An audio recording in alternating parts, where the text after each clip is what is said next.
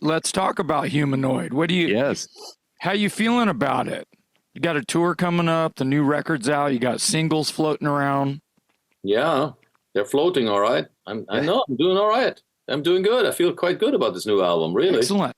You know, Me it's always too. strange when you have a new album come out, you don't really have a clear sense until you get some feedback from fans. I don't know, you guys probably know that feeling.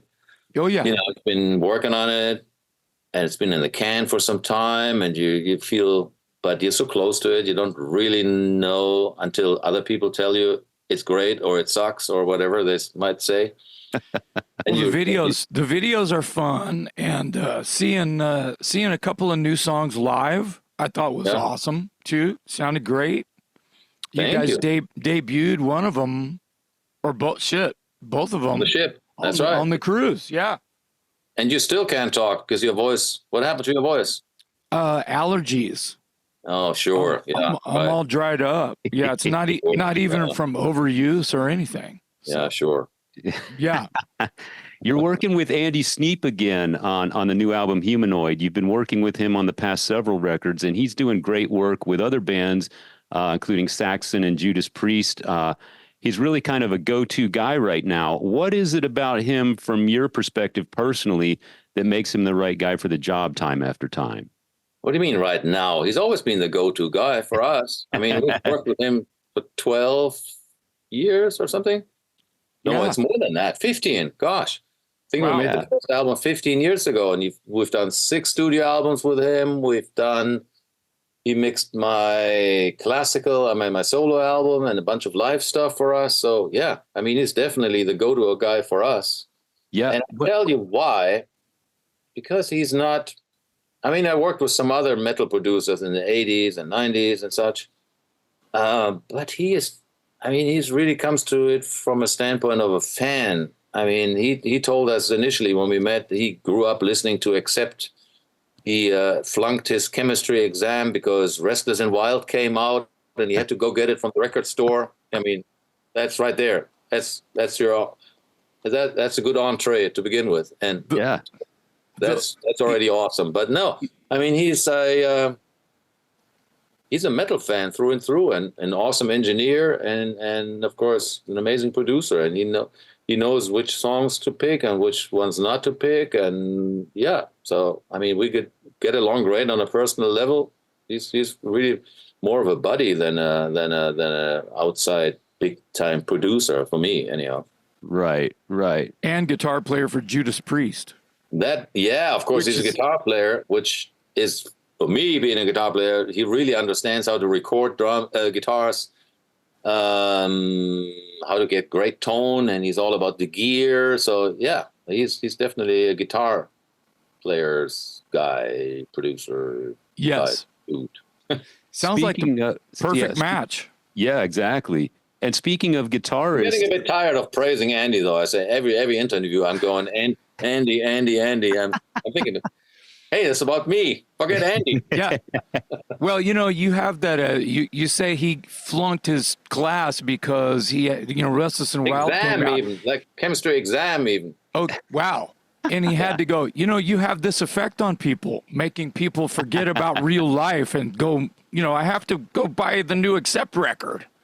That's right. So kids all around the world, please, on the day that Humanoid comes out, whatever you have planned, don't do it. Just, just walk away and go to the store. Well, there's no stores anymore, so that doesn't work anymore. Speaking of guitarists, you've had 3 in the band for a while now, and was there ever a time when you thought about just going back to 2? What is it about the third guitar that makes you want to maintain that sound and that look on stage? Yeah,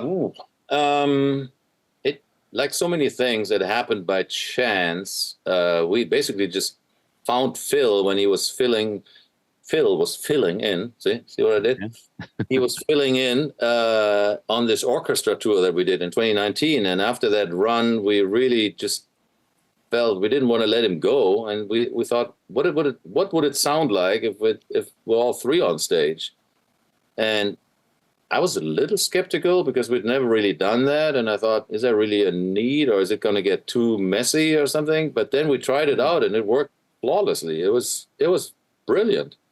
And Yeah. ever since, I'm thinking, do we need threes? No. Is it better? Yes. And is it Yeah. more fun? Absolutely. So The theory that I've always had about three guitar attack is when you, which you're well known for, playing the harmony solos, there's no rhythm guitar.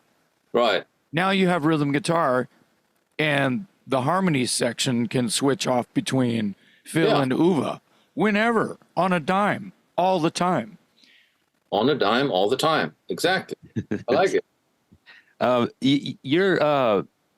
Your wife Gabby has been a big influence on the band over the years, and Ex-wife, if I may say. ex-wife. Yeah, Okay, yeah. I knew I was going to step into some Yeah, treacherous stepped territory. right into it. No, couldn't. I mean, Okay. all good. I wanted to ask you because she wrote a lot of lyrics many Did? years ago. Was there ever a time where she came to you with some lyrics and you had to say, "Honey, I don't think that's going to work"? Probably. I mean, yeah, we just used them because we didn't really have our own, to be honest. It wasn't like we had to use them. We just felt like we were just young, dumb kids from Germany, not really. I mean, our singer didn't even speak English and originally. He didn't even understand half the stuff. He was just sort of just voicing it, to be honest, initially. And I tried to write lyrics for the very first album with a dictionary on the kitchen table with Jörg Fischer back at the time. And we tried to come up with stuff that just rhymed, but it was just brutal, hilarious, awful, you know. Wow. And and then after that, we realized, oh God, we need some help, guys. And so whoever, before Gabby was on board, there was some other guy who helped us write some lyrics. So it was all welcome. Just anybody, please help us with this stuff because, I mean, we couldn't. And now Mark handles that role now. Is that right? Yeah. Yeah. And then we got Mark all these years ago, and we figured, oh, okay, now we got an English-speaking lead singer. So why should we as Germans, you know, we gave him ideas, and we still do this to this day. Like, well, for Humanoid, for instance, I just had the word humanoid and maybe a couple other lines that I came up with, and I said, here, Mark, write something about a humanoid. What do you, you know, or Frankenstein, in that matter, for that matter. All these songs, we just give him a starting point, and then he goes and puts his thoughts into it because, hey, it's his language, and he has to sing it, so, you know. Sure. It makes sense, no? He's a great addition. He's been in the band for years and years and years now, and he's proven more than himself. I think that he's created a whole new legion of fans for Accept. Would you agree? I think so. And I would also say that the new phase of Accept is the most steady and most successful we've had. Even, you know, because the 80s were, and even the 90s for certain, were all over the board, you know. Yeah. And that was even the time when I was the only guitar player, going back to this guitar player thing. We've even had it where it was just one guitar. So I've seen the whole. But ever since Mark is on board and we've found our new audience, we found our new producer, we found a new, I don't know, a new era for us. It's very steady, and I feel very good about it. Really do. Yeah, I feel as an outsider, I even feel like there's been sort of a resurgence for Accept in recent years. All the albums you've done with Mark, I think people were waiting to see what Mark was going to sound like, and then once they realized he was perfect, Right. people continued to pay attention, and the albums progressively got better. And so I almost feel like there's this new chapter and this new energy around Accept.